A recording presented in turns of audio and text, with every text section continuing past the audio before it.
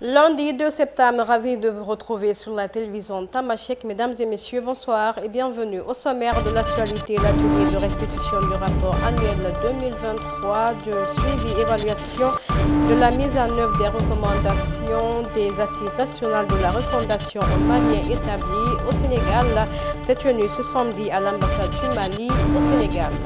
Entretien entre Sergué et Yassine Fall. Les questions abordées sont entre autres le pétrole, le gaz, l'alimentation, les engrais et la sécurité. Ouverture de la deuxième session extraordinaire de l'année 2024 de l'Assemblée nationale. Ce samedi, le représentant du gouvernement du Sénégal annonce une séance plénière ce lundi.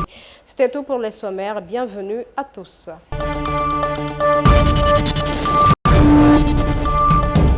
Comme je le disais dans les titres, l'ambassade du Mali au Sénégal a abrité ce samedi la fin de l'atelier des assises nationales et des refondations de l'État. C'était en présence de plusieurs personnalités venues du Mali et de la région du Sénégal. L'objectif était de s'enquérir sur les préoccupations de la diaspora. Suivons cet élément.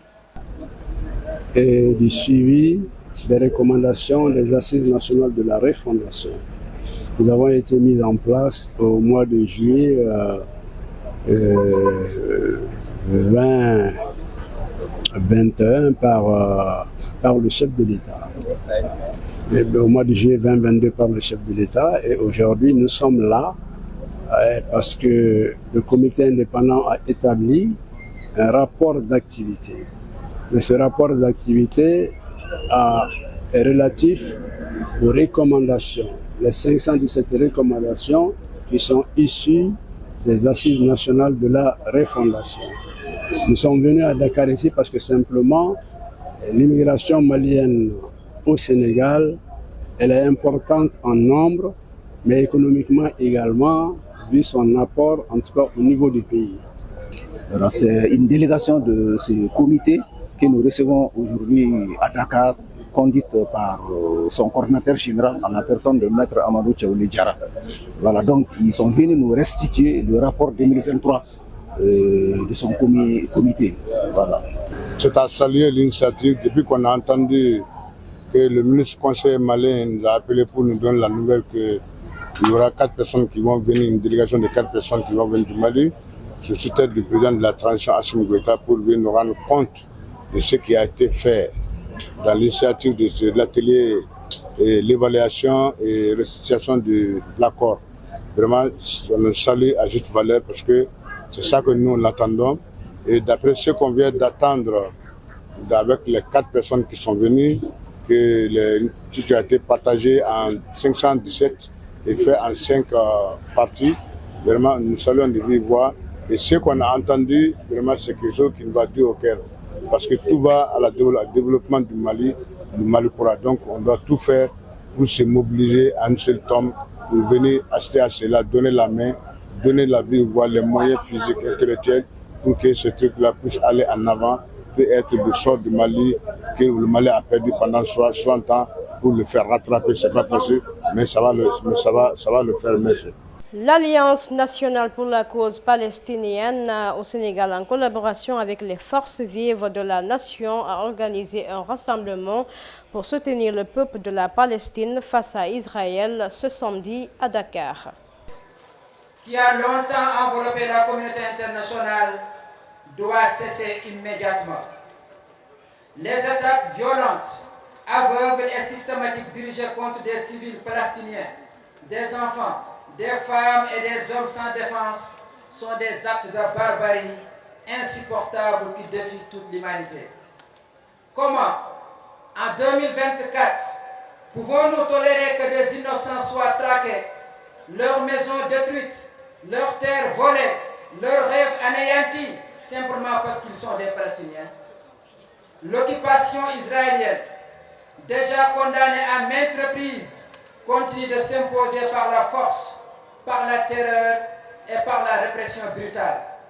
Cette politique délibérée vise à effacer l'identité, la culture et les droits d'un peuple tout entier. Il est inadmissible que dans un monde qui se dit civilisé, de telles atrocités soient tolérées, voire justifiées par certains. Le droit à l'autodétermination, à la liberté, à la dignité et à la sécurité est inaliénable pour chaque être humain. Pourtant, ce droit est systématiquement nié aux Palestiniens. Les bombardements de Gaza, qui transforment des quartiers entiers en ruines, et la violence des colons en Cisjordanie sont des exemples flagrants de cette injustice criante.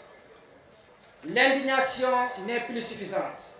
Toujours dans le même sillage, soutien au peuple palestinien, une manifestation s'est tenue à Dakar pour pousser Israël à respecter le droit international. À cette occasion, le Premier ministre Ousmane Sonko s'est exprimé sur la situation. Suivant le Premier ministre. On ne peut pas dénier l'aspect religieux dans cette problématique qui se pose et qui se pose depuis très longtemps. Certains historiens voudraient l'enlever totalement. Mais le problème n'est pas seulement religieux. Il est éminemment également politique. Il est humain simplement. Et c'est pourquoi aujourd'hui, dans la stratégie, il nous faut penser à être le plus large possible. Le président Senghor, qui a pris toutes les initiatives que nous saluons, il n'était pas musulman. Il n'était pas tenu de le faire. Pourtant, il l'a fait. Et depuis que cette nouvelle crise a démarré, les actions les plus visibles, je parle des plus visibles, je ne sais pas ce que font les pays arabes, mais les actions les plus visibles ont été initiées par l'Afrique du Sud, qui compte 2% de musulmans.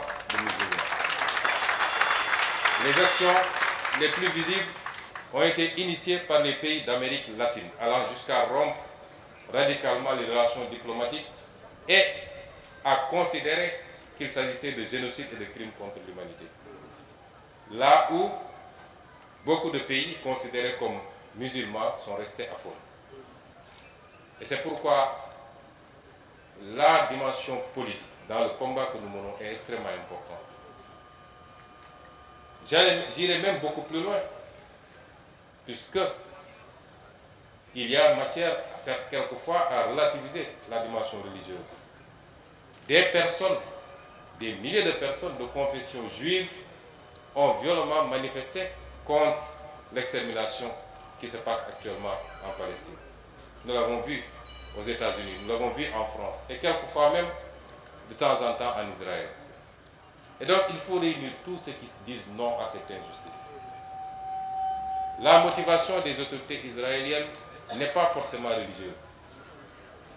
Nous avons un Premier ministre dont le pouvoir aujourd'hui dépend de cette guerre. En déplacement en Russie, la chef de la diplomatie sénégalaise s'est entretenue avec son homologue russe. Il a été question d'aborder de nombreuses questions de coopération bilatérale lors de son discours. La ministre sénégalaise souligne que le Sénégal souhaite augmenter ses importations de blé en provenance de la Russie. Où nous consommons beaucoup de pain, et ce pain est fait à partir du blé.